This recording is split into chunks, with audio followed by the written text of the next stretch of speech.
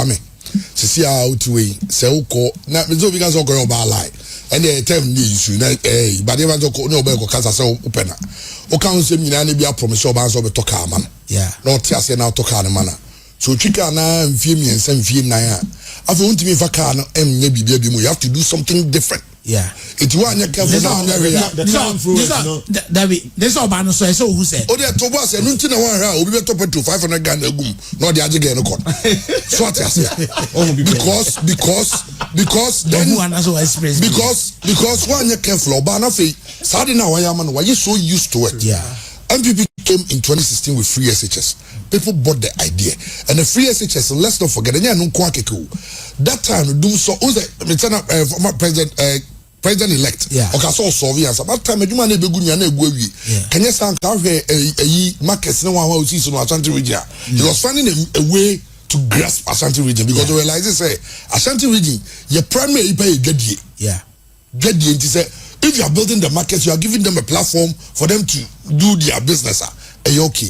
It is free SHS in the court 2016. And the tongue of it, you may be school free, you may be school free, and started koi. After 4 years, voting parties said this year. Yeah. After 4 years, even parliament, said this year. Yeah. After free SHS, enough. Yeah. Because if free SHS, why am I we are 4 years about, I don't have money in my pocket. Tell me something different. Yeah. A whole enough you started to think some about corruption, about way. Now 8 years. But I mean, this all come about NPP by I almost say former vice president say on your meet. No, but only say now people have grown in this political space to the level that, and even the young people. That is why for me, I think the best thing to happen to Ghana every SHS because everybody's going to go to school. Because nobody will buy into the point that you're a vice president and you are not part of the mess. When you do that, people will not understand. Okay, so say you are not part of the mess. The people you are campaigning with, who are the ministers? All ministries in the mess. What's important I say? So then how do you disassociate yourself from anyway? So when people needed a better message, say because I didn't say the come on voting parties now overwhelming. And can we say a month for about the strategy that they were people. Yeah. Because card-bearing members of both NPP and NDC, they are no more than 5 million. So the people who vote to decide are sympathizers, someone who will sympathize with you, and also be a wasembe turn out soon. Now, but they say no, free SHS number one, a buy in the first batch, or my school, we are university, we fee. It is a mean man, Kotuma, NPP say, free SHS, I'm a man, school, you know, school, we are some grand meal number 20 because the real TV and the just over time, I'm saying it's a crime school now, and the point is, I'm saying, so NPP lost touch with the base. Okay. The people. They felt that sometimes when you can afford to work condition now to get decisions. No one gets it down to the people grounds now. You might make a mistake. Kwame, I'm telling you, baby, the base I'm it will shock you that they are boys at all. Me, I'm here, I'm saying it will Kwame will shock you that it was 8 for NPP, 8 for NDC. And I'm talking about young working class people. And by the time on that day, 8 to 4, Elko. What I say? It's all Bulldog polling station. What they are mentioned, yeah. Oh, they make Bulldog polling station, make a polling station. They all results, no. All results, no. MPP 402, NDC 234. They got more than 30% of the votes. So it should tell you something. Wave be ba. Now it won't just be about the fact that I am a stronghold. It will be about what are you telling us? What have you done? Okay. So in previous. So when you saw mema come yamana it street in so no. Yo amafo akwan over so eto mabao. But there are some places Egate. Now do see airport there. That's some places so why development there. Let's look at say Kwame, you want your biblia. Who say me just mo about some of the factors. You will be besile. You will be oh yeah. You will be on tribal lines. You will be on development. But a lot of the MPs, and I'm using Mimi constituency as an example. Where? Eugene, Prime Minister 2 a lot of the MPs, they became lords, not servants. The very moment you become like that, the people will see you differently. And the NPP as a party should sit down and look at a lot of things. I mean, they say, okay, about leadership, and listen, Mumba primaries, you are giving people 10,000, 20,000 to vote you to go. That's the more sense. How did you get the money? When the streets, people are struggling, people cannot feed. When you do all those things, one of the things I made me go GDA power womb, honestly. Me go GDA womb pass say President Mahama will do good. The Ntiane say, Sabi, so ni obati yo. Na so obani jao we go into tini ye. No kwa na ko pache wa na osajewa. You treat obani different. Yeah. When your opportunity to serve Ghana for pain, only circumstances upon which Ghanaians booted him out. Now Ghana for summer, we could be a unprecedented, overwhelming majority. To come and continue what you did, the mistakes. Parliament, no, not the mistakes. That is the more no. Who's the more at the end with one side? Oh, your mistake. No, your mistake. And the Ghana for booting you out. And the offer be by 8 years. And the Ghana for you say, I'm the back, couldn't mistake, no. No, cry your chain. So you can't know them. I know by the way you saw, but some more catch the woman. And no, my jatum. When you make mistakes and you are not careful, why not careful now, sir? The Kwame, the entire who take a decision in our fray. Yeah. No, we are doing because to pay candid opinions. Yeah. Say, can you question me? Hey, Uber tax me. Mr. Men tax me. Who will remain to be taxing me? I know we try kick him. So, tax me. Who be tracking? Who are not bombs in trouble? People were accused giving people money. When you do that, you are creating an impression. You are just admitting that you did not do good, but take the money and vote for me. Until the party should go back. No more koyo mo jumeji. No more and then asema president elect kai also saying or catch or caution and this voting in say adia Ghana for ya cheli tradia baako say yensu ya ba na ya nya they'll kick us out. And that is the level of the Ghanaian voter now. Of course, you can have a percentage who will vote on lines who are partisan, maybe are tribal, maybe are religious, but the people who select, you'll be choosing the president, and that's uncle for no. And the people are economy. Ghana, they be a trouble about the economy. And it's about the economy. If there's no money in my pocket, I'll vote you out. It's as simple as that. There was a young man who is my friend. In 2016. He had $100,000 as the capital of the year. That was 400,000 Ghana cedi. Today, less than 25,000. Is that what you are saying? So they lost touch with the base. They should accept it. No more training, no more nothing prepare, no more be. And now, but they go to Suway or Yasanti, they go to Suway or Clemoni, go to Suway. So I didn't tell you. Boys, no, young boys, no more streets in this room. And those people who vote against you, if you don't tell them something that will better their lives, and then every young man wants to travel. The very moment you have an economy where everybody wants to live, it means it's failing. And if you don't accept that, now it's a miracle. Very young man. I love the guy the way he communicates, but that day he got it wrong. We didn't hear interview. Because I'm for say I'm on here now. Also say we be able to say we are not arguing more. Hey. Open the vote. Look at that. You want my vote and tell me that. Instead of deciding to explain, if you want to make church, more church say, "Well, I'm not a president-elect Barmenshia. Oh yes, or catch up him so no more yeah Ashanti region. Yeah. I didn't tell us Ashanti region is how many. Yet two people from Ashanti. The regional minister himself sat on the platform. Onka 5 monumental projects Ashanti with me one. New refi. Why now refi? Na kwame ezi eti pray for you say oh young can require console ejatom one yamaje kama de tia console abisi am ya adwuma. Eti ebusa za kado anya no ma team. Yeah. Eti se o mun tiase he kwame ajagu. So agitamu. Ajagu. Ana ajagu keke. Ajagu grind. About this bati. Na ni pa wolu su si tell me there. Oh yeah. Now one na say ni ya no. Em say senior na say o ya no. Ketiamo. Parliament you concert right baby the youth of this country said you many brain and they have used this election to tell the leaders that it is about time. Start seeing the youth as people partners in development. do things that makes the lives. I'm for Pejumaye.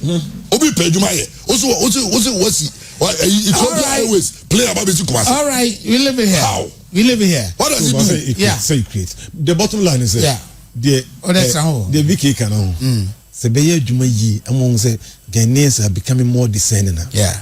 And Kabasi, can you say voter region? Voter region. Yeah. To one line, sir. Where we still have that pocket, no? We haven't gotten where we want to get to. Okay.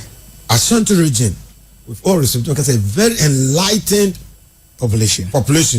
Because of cosmopolitan, we have different ethnic and different. It's a very people, diverse background. You can just all be here piloting or tell you Ashanti region. If NDC can get 7 seats here, and can be better pass a couple of NPP nya ebia 3 seats. There be one every when you train. No. For the mind of the voter. That is not. Now he's not going to Ashanti region. He's saying that is not. Sebia komunya sabinoha. It should also say be in the voter region. They will be when you have a message that sways people. Voter region, just like Ashanti, some parts of Ashanti region. Voter region is sort of say, what important I say, and how about cosmopolitan? Different info. It's like that in America. California, New Jersey will definitely vote for Democrats. What happened to Northern region? That's Northern region. What happened to Northern region? Vote in the question. Is it 11-9 or something? Seats. Then it's in a hundred a course that way. That way, like. All right. Okay. We live here. The attitude of the voter. Come on, 1 minute. Maybe the attitude of the voter. I need different. But there are places. The numbers. The Ashanti region, for instance. Look at Greater Accra. It's more cosmopolitan. May I still acknowledge that people will vote because this is our party. Yeah. Even in America, New Jersey will vote for Democrats. So, but beyond that, what you say, Texas will go Republican. But Jamaicans say the people who decide, they are the people that you target with messages. The only reason why Ashanti region will be battlegrounds because they realize that now Ashanti region are cosmopolitan. I am for crew. What you say, people are discerning. Of course, you have a certain group of people who vote based on the fact that they are aware to NPP. What I say, but there is a group of people coming up. The young people, now they don't vote because they vote because I look at my pocket and my living conditions. Business. Then bets no now non-verbal cues no people pick them up. Yeah. Only make us a kind, but your wife and what can say what I say. Say lazy. It's now almost sorry much better. And then can reduce so much baby report you much now. What you point I say? All right. When you lose touch with the base, we live in here. This what happens. You say you like football. Yes. And your team is Manchester United. Yeah, I just you stay. I some kids where be like you see the BKB air cannon and they say we have trend now. Sabia ye belong ye generation the quetri or more buy before ye and the you can find a few entrenched positions because you were to fear me fear in quotes I'm talking about you free fear no but me I want musesia any most of the generation or mudim anymore sancrofono almost share and near man no de atoa but the BKB air can no because we share 96 92 bano rolling say started any Kufo bano they were concentrating on rural areas say do things that will touch the rural areas because I want to vote in one a bedroom 2012 urban you who say population could the urban areas so political parties started strategizing towards wooing urban votes. Already urban. Most of the urban dwellers, young people, they are becoming more fluid in terms of decision making. School, and yes, school nama obi ento abama NPP ana NDC obi awako school generation no urban. A free 92. What the same party I've seen or a professor Crowell the same party I've seen there. boys no maba no omo relative less education omo to make two different party at every based on boys no I become more fleet because they don't have such entrenched religious and ethnic positions until they all can say all right parties going forward they should re-strategize. Of course. Now, better messages. Better messages. It's okay. Messages that resonate. Why are we even focusing on the defeat on the NPP instead of we focusing on the victory of the NDC? And look at the vision of the NDC and how they can better our lives moving forward. Discussion about about we know, but Adeba Kwame say NDC very good, and some message been on the bar last one. It really got into people. Which one? Okay, say Obima Oscar GD ni back scanning and dia Ghana ni. Ujidi ano ko 20 ano. And I'm pastor by just can deep. And now unse President Menyabi Yamos and Yomo Maya. Former President elect. President Mahama. It's not wrong for you to say President Mahama. President Mahama. President Mahama says first come former president, but President Mahama currently the president. Says on the elect but president. Name messages are oye enough or san kai asante mine joba oye. Ono oji nyoma bi sutum. Sometimes in communication, I never acquire buano no. So uji nyoma bi tuma obi accuse for bibi. Now uji tum and san what can bibi at edia jonakoma eya neta ye juma. Oh, Kwame de make what I say. I should be a complaint. I know you na unya jitum say ampa. Yo kano. Me jitum ma anye ye. But say me ba say ni say. And only the essence of Sadina free SHS. Unzo me say President Mahama ba obetwam, President Mahama ba obetwam. And now President Mahama I try very well, and I think that message went down very well with people. Said that thing has come to stay. Free SHS is about to stay.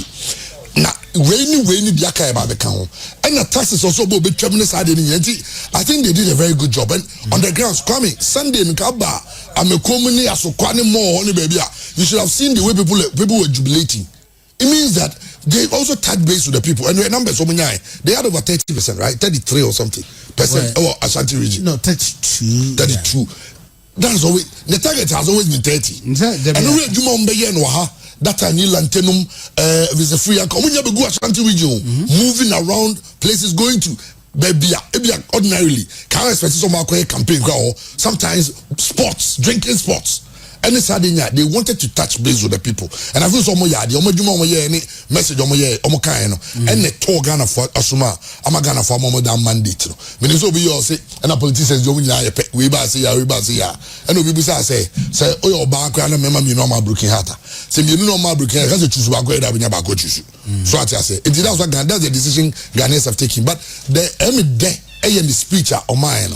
Any yamo Dr. Baumian Sobaso say Onya the figures now as no listen. Adieno. Anyi to my friend concede. Now man for agitated I can say is in Yamba Casa Nina. But now Osak by President Mama Kasimbi say President Nanado a friend. Or see they had a very fruitful conversation. Or they say Omonti transition team no quantum so that they can start work tomorrow. And that's a very big plus for our democracy. Now Ninsamo Kenya media de de pa say or say Ghana for 2 million media showmansa. Ne Ghana for Gidi omenya wo mu no. So mu di Ghana for hwama. Sa kwan no 2 million showmansa no. Sa kwan na no mbeji. Na on kai the otu for catcher nado. O catcher say am for the come any bre. And a tour ba na ma obai. Na wo ba no anya ni ye o me sa come any bre na e beto atia anya na si. E come any bre na am for the ato. Wo go be the ballot paper to one odidi ni ba e do so atem. As an auto, or the two say no did you matter. I could be got on your sakura. See, politicians never move. So that is how it is. But the good thing is that a win for our democracy. The only bad thing is some looting in this animal one. We have gone past those things. Now the NDC are in power, and the entire what GDA say. Also, President Mahama because he's been there before. Okay, he knows the mistakes he made. Ministers be or entrusted or the GDA woman sama omudini ramo. Who's a what nature who be a mistake in it's wow some baby no.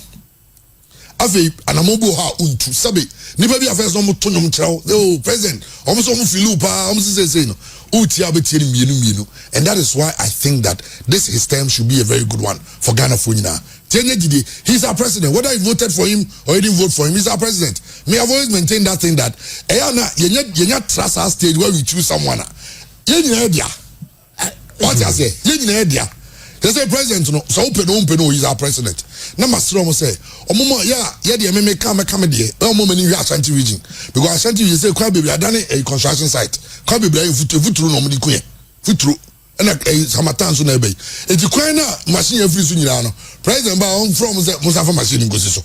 I just say, Dona Queen, Dona Utra Piedua, Dona Queen, almost have a machine in Besiso. Only machine Besio. Oh my yes, you appear to Dona Caho. Ah, okay. Omonia, dear my. A crowd do and say, Tassomaso and some could you baby. Ah, yes, oh, Tassometria, got as long as pajama machines in the court. Oh, the baby machine, could be president. He say he's a president for all, not just the regions that voted for him. Also a president for everyone. MSR, the people on the ground in Kofono, Omudileti, Omun bit and you may be a man for Boasefu. Sometimes they are in your president's name. But if you beat him, the Mrashoman say, Ya by Naba.